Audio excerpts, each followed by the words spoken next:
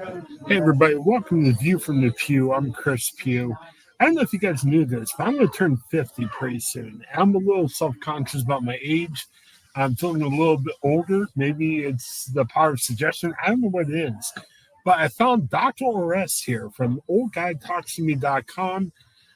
He's helping guys create better lives for themselves and those they love. So I feel this is a good person I need to talk to. Dr. Orest, welcome to the show. How are you doing today?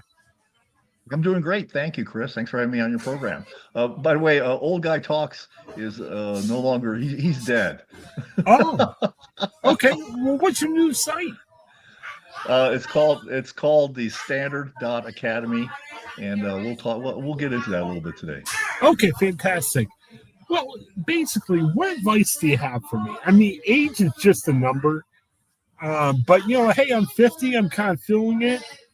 My doctor says I had some heart problems last year, and I'm feeling it. I'm thinking 50, am I turning into old man?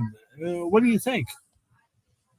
Well, this is a good time to start looking at that Hmm. because I started making that journey when I was 45, Okay. and so you know it's a interesting journey because it's a combination of uh, your mental attitude and better living through science. Hmm. Okay, so and both of those come into play, and I am not a physician, so anything you do, go and get professional advice from the right Hmm. type of practitioner. But Right. I will tell you that one of the biggest things that most guys are deficient, and it starts in their 40s, is that they're deficient in testosterone. Oh, okay.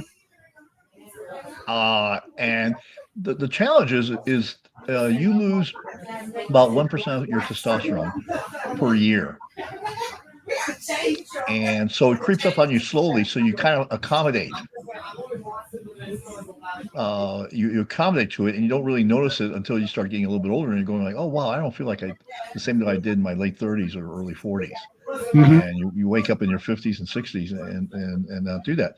And I've coached a number of men on this whole topic, and it's a interest. It's and they've been absolutely very happy about it, Okay. uh, about being optimized. And so we can kind of go down this rabbit hole for a little bit, and then Right. if there's other stuff. Uh, but one of the things that happens is that if you go to your doctor, and just let me ask you, is your doctor fit? Yeah, I would say so. Hmm. Okay, you were a little hesitant there. Hard time telling, but I would imagine he was. Yeah, if I had to guess. Yeah, he's more fit than not fit. Is that fair?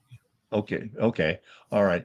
Um, so most doctors, when they measure your testosterone levels, will have quote unquote the normal lab range values.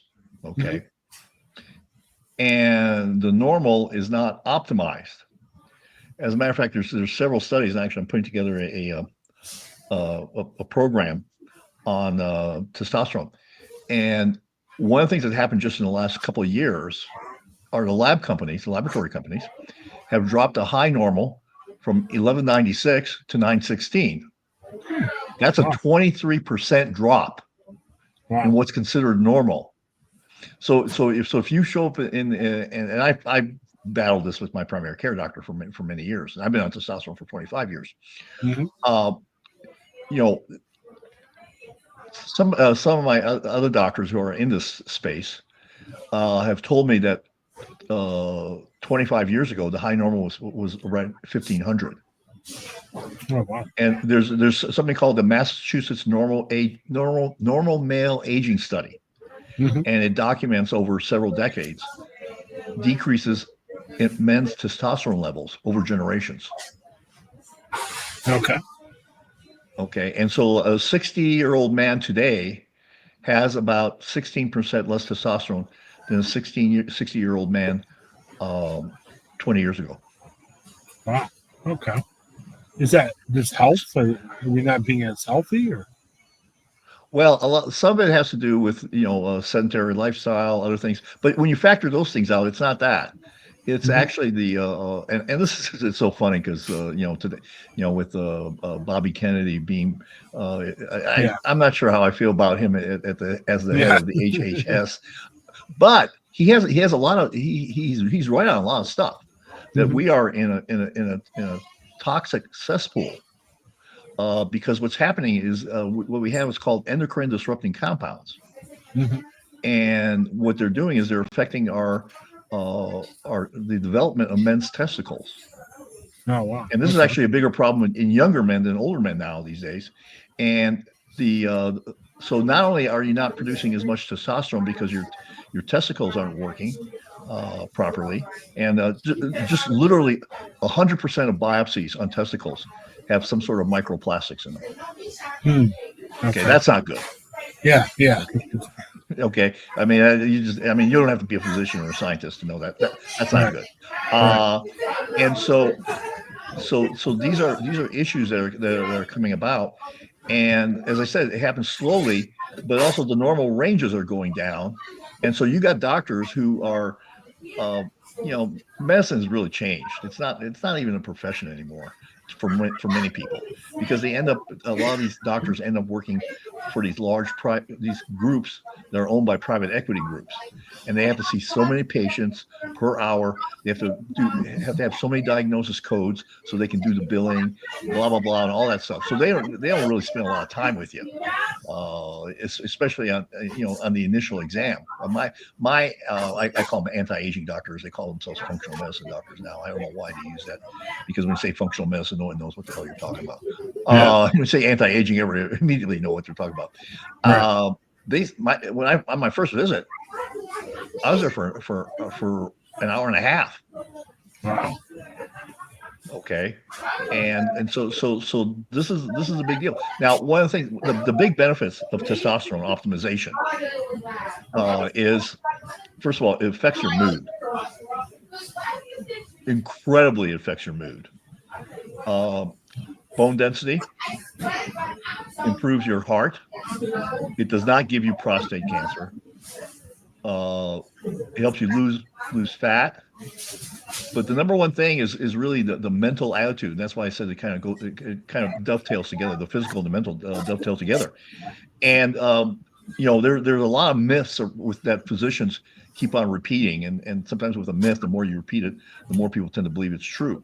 So just a few months ago, there was a study that came out, and you mentioned, I don't know what kind of heart problems you have, but there was a study came out. It was actually the first really good study on men who are taking testosterone supplements, or not supplements, but taking testosterone, and they found that no, it does not cause you to have high blood pressure. No, it does not cause you problems with your heart. No, it does not give you prostate cancer.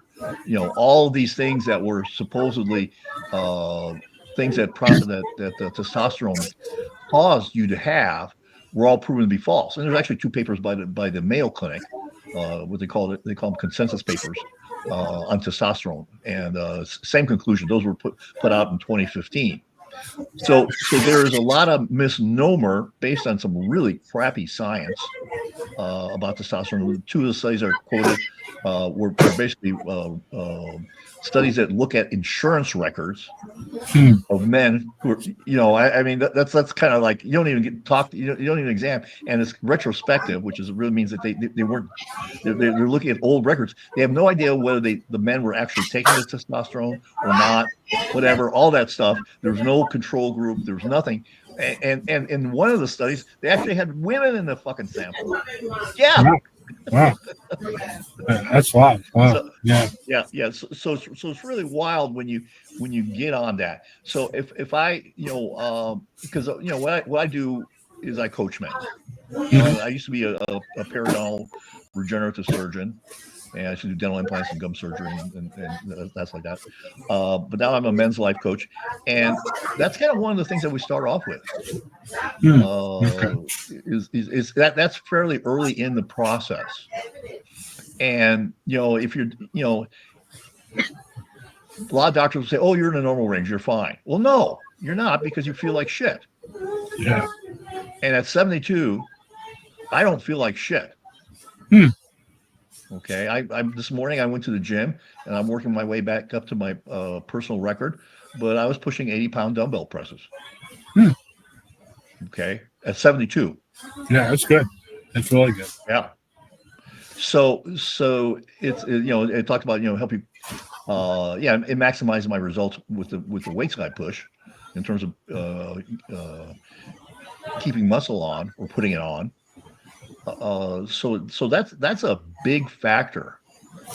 That's a huge factor in men's lives. So that really is I think for many men the starting point. And I will warn you that you're going to get pushback from your primary care physician most of the time. Really. Okay, because they still buy into this. And the study I'm talking about that had the double blind for several years, it's called a Traverse study.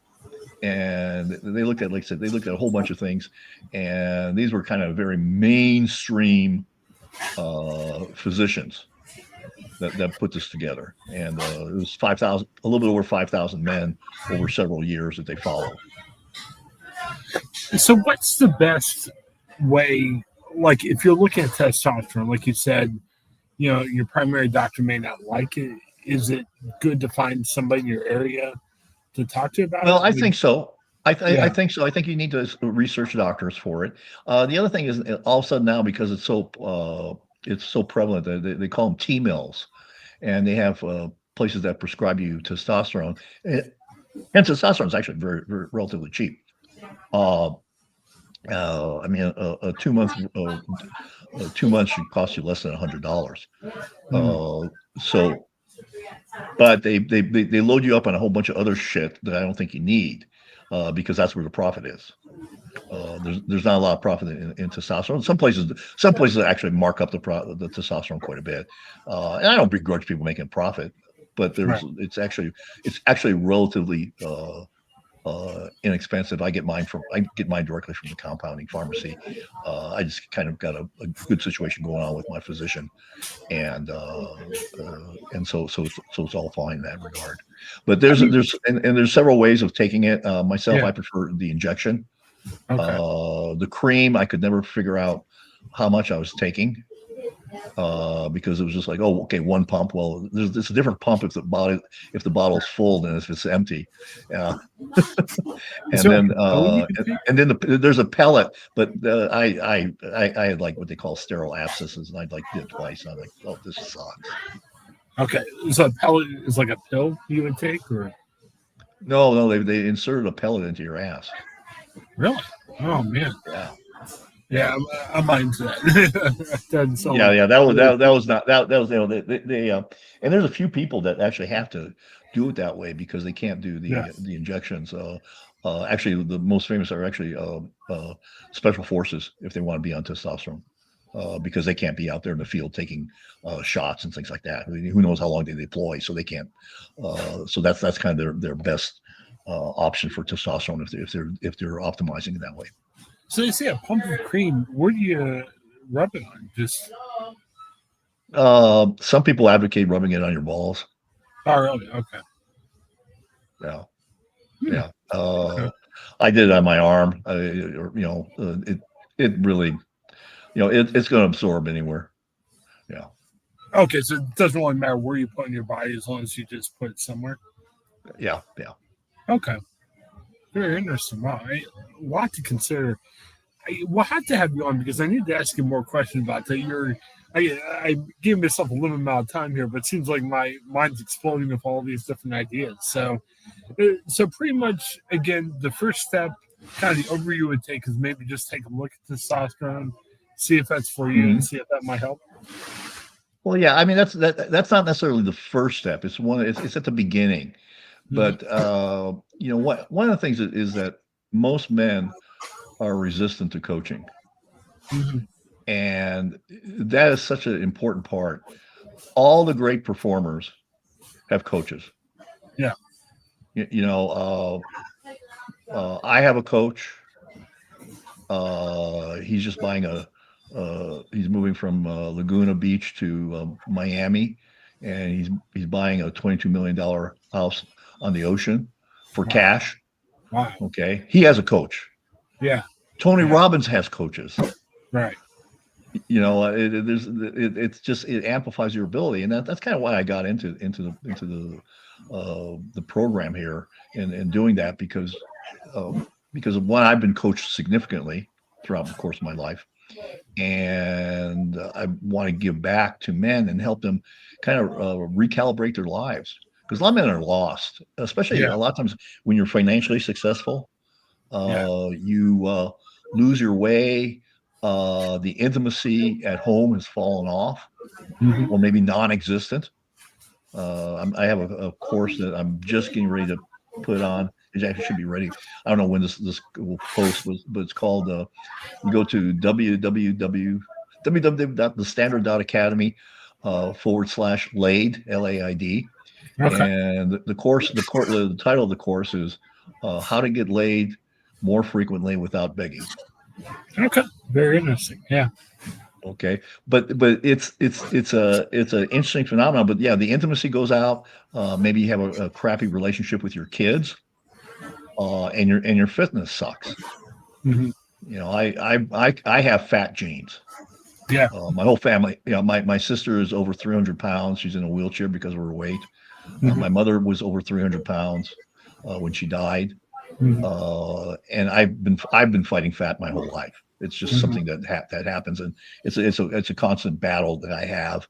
And even with the testosterone, it's still a battle. I have to be careful about what I put in my mouth and everything else. And I'm kind of in a reconstruction phase of my body right now in terms of what I'm doing. Because I've lost about 20 pounds. I got about 10 more to go, and then I'm going to put some friggin' muscle on. No, and seriously, for me, it took the doctor said, "Look, do better or else," and that's the kind of kick my butt in action. So, well, Doctor X, this has been fascinating. Let me try and figure out a way I can get you back on in the next few weeks, and maybe we can talk a little bit longer because there's a lot we can talk about with this. Again, give the website. Let me put that on there. This will be out early next week, so okay. Yeah. Hopefully, you'll be able to check out your website. So, can you say that again? Yeah. My website is called the Standard.Academy. Okay. And my course is the Standard.Academy /laid. And then you can. I also have an online coaching program that's 7 weeks, and with videos and exercises, and that's at the Standard.Academy /results. And so there's a lot of stuff. There's a lot of stuff there that will help you recalibrate your life. Cool. Very good. Well, let me take a look at that, and let's get you back on and kind of talk. Okay. Let's take the full hour, because I know I gave you about 20 minutes or so. We'll take the full hour and we'll talk more about it. Yeah. Plus, we had some technical difficulties, which cut into the time that you allotted. So, welcome to 2024. Yes. Absolutely. So, well, Doctor, I'm going to thrilled to talk to you. Let's talk soon. Hang on for a second afterwards, and thanks for checking out our show. Have a great day, everybody.